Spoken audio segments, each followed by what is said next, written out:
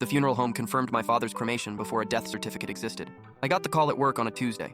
The director's voice was apologetic but firm. "We've completed the process. You can pick up the remains Thursday." I stared at my phone. Dad had died Sunday. The hospital still hadn't released the official paperwork. "How is that possible?" I asked. There was a pause. "Your stepmother Beatrix signed the authorization form Saturday morning." Saturday. My father died Sunday at 3:47 p.m.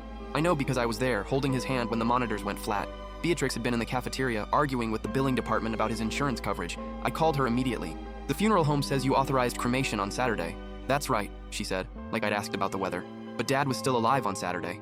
"Barely," she replied. "The doctor said it was a matter of hours." I was being efficient. Efficient.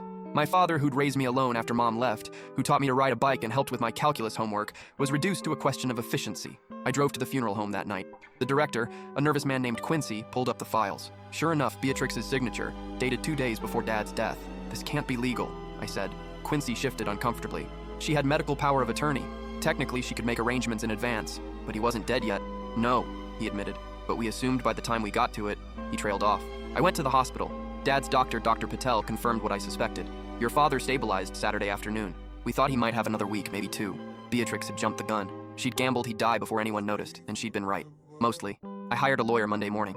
By Wednesday, I'd uncovered the real story. Dad had changed his will 3 months earlier, leaving everything to me. His house, his retirement accounts, his life insurance, $340,000 total. Beatrix got nothing. She'd only been married to him for 11 months. The cremation had been her insurance policy. No body meant no second autopsy. No questions about the morphine levels in his system during those final hours. No investigation into why a man who'd been stable Saturday afternoon was suddenly dead by Sunday. I filed a police report Thursday. By Friday, Beatrix had disappeared. She'd cleaned out their joint checking account, took Dad's car, and vanished. The detective assigned to the case seemed bored. "Without a body, it's tough to prove anything."